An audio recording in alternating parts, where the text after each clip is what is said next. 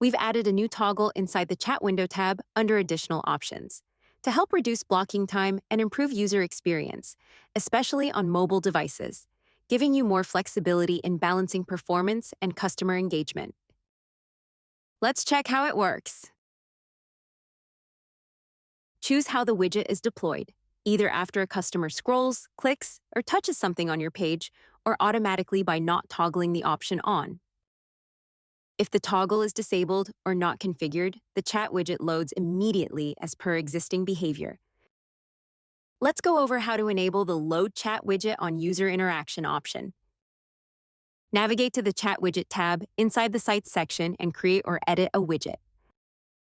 Open the Chat Window tab, and under Additional Options, enable the Load on User Interaction toggle.